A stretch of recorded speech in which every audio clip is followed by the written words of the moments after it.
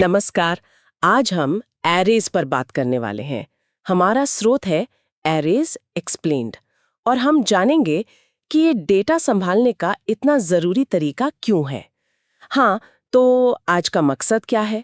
हम समझेंगे कि एरेज क्या है, क्यों ये इतने अहम है, खासकर टेक इंटरव्यूज के लिए, और कुछ कॉमन पैटर्न्स भी देखेंगे। एरेज को समझने के लिए ऐसा सोच सकते हैं जैसे लॉकर्स की एक लाइन हो। हाँ, बिल्कुल। हर लॉकर का अपना एक नंबर, जिसे हम इंडेक्स कहते हैं, और उसमें हम अपना सामान मतलब डेटा रखते हैं। सही। और बात यहीं खत्म नहीं होती। एरेज असल में कई और मुश्किल डेटा स्ट्रक्चर्स जैसे स्टैक्स, क्यूज, यहां तक कि हैश मैप्स उनकी नींव हैं। इनको समझे बिना आगे बढ़ना मुश्किल हो जाता है। तो चलिए इसी नींव को थोड़ा और समझते हैं। स्रोत कहता है कि एरे एक लीनियर स्ट्रक्चर है जहां एक ही तरह का डेटा मेमोरी में लगातार रखा जाता है। हाँ, इसका ठीक ठीक मतलब क्या हुआ? इसका मतलब है मेमोरी में सारे एलिमेंट्स एक के बाद एक बिल्कुल चिपके हुए बिना किसी गैप के स्टोर होते हैं। अच्छा। और इसका एक बहुत बड़ा फायदा है, किसी भी एलिमेंट तक पहुंचना मतलब एक्सेस करना बहुत तेज होता है। अगर आपको लॉकर नंबर यानी इंडेक्स पता है, आप सीधे वहां पहुंच सकते हैं। सीधा मतलब तुरंत? हाँ, लगभग तुरंत। इसे हम तकनीकी भाषा में O1 या कॉन्स्टेंटाइन एक्सेस कहते हैं। ओके, तो एक्सेस तो बहुत तेज है, लेकिन स्रोत में और भी ऑपरेशंस बताए गए थे, एक्सेस, अपडेट, इंसर्ट, डिलीट। क्या ये सभी इतने ही तेज हैं? नहीं, यहीं पर थोड़ा ट्विस्ट है। देखिए, एक्सेस और अपडेट यानी किसी लॉकर का सामान देखना या बदलना, वो तो O1 है, बहुत तेज। ठीक है। लेकिन इंसर्ट मतलब बीच में कोई नया लॉकर डालना या डिलीट यानी बीच से कोई लॉकर हटाना, वो थोड़ा पेचीदा है। पेचीदा क्यों? क्योंकि सारे एलिमेंट्स एक साथ जुड़े हैं ना, तो अगर आप बीच में कुछ डालेंगे तो उसके आगे वाले सारे एलिमेंट्स को एक एक कदम आगे खिसकाना पड़ेगा। ओह। और अगर आप बीच से कुछ हटाएंगे तो पीछे वाले सारे एलिमेंट्स को एक एक कदम पीछे लाना पड़ेगा ताकि गैप ना रहे। इसमें काफी काम लगता है। मतलब ज्यादा टाइम? हाँ, ये ऑपरेशन O ऑफ n बन जाता है, जहां n एलिमेंट्स की संख्या है। n जितना बड़ा होगा उतना ज्यादा टाइम लगेगा। ये समझना वाकई जरूरी है और शायद इसीलिए ये इंटरव्यूज में इतने पूछे जाते हैं, ये ट्रेड ऑफ्स दिखाने के लिए। बिल्कुल। इंटरव्यू लेने वाले यही देखना चाहते हैं कि आप ये बुनियादी चीजें समझते हैं या नहीं। और जैसा आपने शुरू में कहा था, अरेज कई जरूरी प्रॉब्लम सॉल्विंग पैटर्न्स का आधार हैं। हाँ, पैटर्न्स, ये वाला पार्ट तो मुझे बहुत इंटरेस्टिंग लगा। स्रोत में कुछ खास पैटर्न्स का जिक्र है? चलिए 2 पॉइंटर्स से शुरू करते हैं। ये क्या बला है? भला नहीं, तकनीक है। 2 पॉइंटर्स खास तौर पर तब काम आती हैं जब अरे सॉर्टेड हो या जब हमें एलिमेंट्स के जोड़े ढूंढने हो। जोड़े? जैसे मान लीजिए एक सॉर्टेड अरे है और हमें 2 ऐसे नंबर ढूंढने हैं जिनका जोड़ किसी दिए गए टारगेट के बराबर हो। अच्छा, हाँ, ये कॉमन प्रॉब्लम है। तो हम क्या करते हैं, 2 पॉइंटर्स लेते हैं। असल में ये सिर्फ वेरिएबल्स होते हैं जो इंडेक्स रखते हैं। एक पॉइंटर रखते हैं एरे की शुरुआत में, इंडेक्स 0 पर। और दूसरा रखते हैं बिल्कुल आखिर में, इंडेक्स n-1 पर। फिर हम इन दोनों नंबर्स का जोड़ देखते हैं। ठीक। अगर जोड़ टारगेट से कम है तो हमें जोड़ बढ़ाना है। हम पहले वाले पॉइंटर को एक कदम आगे बढ़ाते हैं ताकि बड़ा नंबर मिले। सही। और अगर जोड़ टारगेट से ज्यादा है तो हमें जोड़ घटाना है। हम आखिर वाले पॉइंटर को एक कदम पीछे लाते हैं ताकि छोटा नंबर मिले। ओके, हाँ। और इस तरह हम पॉइंटर्स को एक दूसरे की तरफ लाते जाते हैं जब तक कि हमें हमारा जोड़ा मिल ना जाए या पॉइंटर्स एक दूसरे को क्रॉस ना कर जाएं। और ये तेज कैसे हुआ?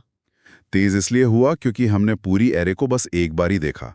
हर एलिमेंट पर पॉइंटर्स ज्यादा से ज्यादा एक बार गया। ये ON टाइम में हो जाता है, वरना हर जोड़े को चेक करने में ON2 टाइम लगता। वाह, ये तो वाकई बहुत एफिशिएंट है। अच्छा, अगला पैटर्न था स्लाइडिंग विंडो। ये सुनने में भी मजेदार लगता है। हाँ, ये भी बहुत काम का है।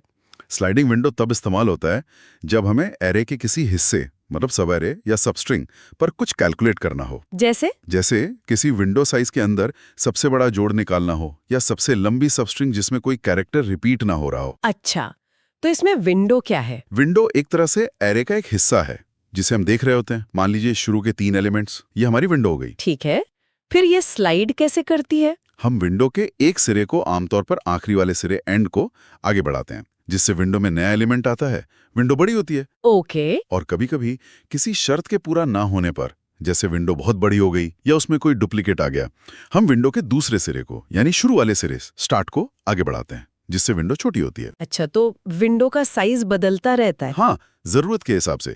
ये लगातार पूरी विंडो को बार बार कैलकुलेट करने से बचाता है। विंडो बस आगे खिसकती जाती है, इसलिए नाम है स्लाइडिंग विंडो। ये भी ज्यादातर ऑफ एन समाधान देता है। समझ गई, बहुत बढ़िया। और तीसरा था कदानेज एल्गोरिथम। इसका नाम थोड़ा अजीब है। हाँ, नाम इसके बनाने वाले के नाम पर है। ये एक क्लासिक एल्गोरिदम है। किसी एरे के लगातार वाले हिस्से, कंटिग्यूअस सब एरे का सबसे बड़ा जोड़ निकालने के लिए। अच्छा, मैक्सिमम सब अरे सम, ये भी बहुत फेमस प्रॉब्लम है। ये काम कैसे करता है? ये बहुत ही स्मार्ट तरीके से काम करता है। ये एरे में बाएं से दाएं चलता है और दो चीजें ट्रैक करता है। एक करंट मैक्सिमम सम, जो अभी तक के हिस्से का बेस्ट जोड़ है, और एक ओवरऑल मैक्सिमम सम, जो पूरी एरे में अब तक मिला सबसे बड़ा जोड़ है। ठीक है। हर नए एलिमेंट पर यह देखता है कि इस एलिमेंट को पिछले करंट मैक्सिमम में जोड़ने से फायदा है या यहीं से एक नया सिलसिला शुरू करना बेहतर है। मतलब अगर पिछला जोड़ नेगेटिव हो गया हो तो? एग्जैक्टली, यही इसकी खासियत है। अगर करंट मैक्सिमम सम नेगेटिव हो जाता है तो ये उसे 0 पर रीसेट कर देता है। ओह, क्यों? क्योंकि नेगेटिव जोड़ आगे किसी भी हिस्से के कुल जोड़ को कम ही करेगा। तो बेहतर है कि उसे छोड़कर नए एलिमेंट से ही नई शुरुआत की जाए।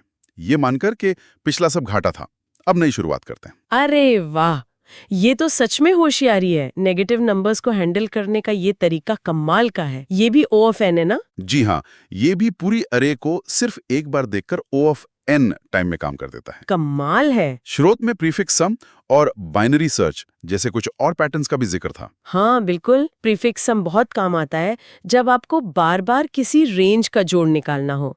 आप पहले से ही हर पॉइंट तक का क्यूमुलेटिव सम स्टोर कर लेते हैं। और बाइनरी सर्च? बाइनरी सर्च तो सॉर्टेड एरेज में किसी एलिमेंट को बहुत तेजी से ढूंढने के लिए है, लॉगरिदमिक टाइम में, मतलब O ऑफ log n। पता है कि एरेज भले ही दिखने में सीधे सादे हों, उन पर काम करने के कितने सारे कुशल और गहरे तरीके मौजूद हैं। सही कहा, अरेज सिर्फ डेटा रखने का एक डिब्बा नहीं है। तो फिर इन सब का निचोड़ क्या निकलता है? अरेज असल में प्रॉब्लम सॉल्विंग की सोच को बनाने का पहला कदम है। मैं तो यही कहूंगा, एरेज और उनके पैटर्न्स को समझना एल्गोरिदम सोचने की बुनियाद रखता है। ये जानना कि कब कौन सा ऑपरेशन सस्ता पड़ेगा, कौन सा महंगा, किस प्रॉब्लम के लिए कौन सा पैटर्न फिट बैठेगा, 2 पॉइंटर्स, स्लाइडिंग विंडो, कडानेज, यही एक अच्छे डेवलपर की पहचान बनाता है।